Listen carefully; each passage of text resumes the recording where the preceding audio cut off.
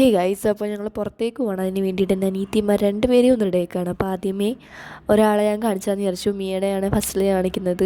അവളൊരുമാതിരി camera നോക്കി ഇങ്ങനെ മന്നിച്ചിരിപ്പുണ്ടായിരുന്നു. പിന്നെ അവളുടെ രണ്ട് ഹെയറും ഞാൻ ഇങ്ങനെ മേളിൽ നിന്ന് എടുത്തിട്ട് ക്ലിപ്പ് ചെയ്തിട്ടുണ്ടായിരുന്നു. ഹെയർ ഓപ്പൺ ചെയ്തിട്ടാണെന്നാണ് ഞാൻ വിചാരിച്ചിട്ടുണ്ടായിരുന്നത്.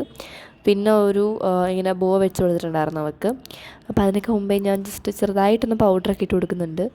പൗഡർ ഞാൻ അധികം ഇട്ടിട്ടില്ല, ചെറുതായിട്ടൊന്ന് ഇട്ട് കൊടുത്തിട്ടുണ്ട്. അതിന് ശേഷം ഐലൈനർ വെച്ചിട്ട് ചെറുതായിട്ടൊന്ന് വിങ് വരച്ചിട്ടുണ്ടായിരുന്നു. ഇങ്ങനെ വാലിട്ട് എഴുതുന്ന രണ്ട് പേർക്കും ഇഷ്ടമാണ്. അപ്പോൾ രണ്ട് പേർക്കും അതുപോലെ വാലൊക്കെ ഇട്ടാണ് എപ്പോഴും എഴുതി കൊടുക്കാറുള്ളത്.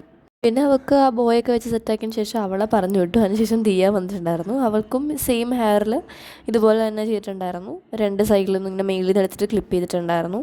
അതിനുശേഷം ഐലൈനറും കാര്യങ്ങളൊക്കെ വരച്ചു കൊടുത്തു. പൗഡർ അവൾ ഓൾറെഡി ഇട്ടിട്ടായിരുന്നു ഇരുന്നിട്ടുണ്ടായിരുന്നത്. അങ്ങനെ അവൾക്കും ഇതുപോലെ റായൊക്കെ വെച്ച് കൊടുത്തിട്ടുണ്ടായിരുന്നു. പിന്നെ രണ്ടുപേരും ഒരുമിച്ച് ക്യാമറയിൽ വന്നിട്ട് പോസ് ചെയ്യുന്നുണ്ടായിരുന്നു. എനിക്ക് രണ്ടുപേരും ക്യാമറ കണ്ടാൽ നന്നായിട്ട് പോസൊക്കെ ചെയ്യാൻ അറിയാവുന്ന നല്ല പിള്ളേരാണ്. അപ്പം ഇതിൻ്റെ ലോങ് വീഡിയോ ഞങ്ങൾ എവിടെയൊക്കെയാണ് പോയെന്നൊക്കെ ലോങ് വീഡിയോ തന്നെ ഞാൻ അപ്ലോഡ് ചെയ്തിട്ടുണ്ട്. അപ്പോൾ കണ്ടിട്ടില്ലാത്തവർ എന്തായാലും ചെക്ക് ഔട്ട് ചെയ്ത് നോക്കുക.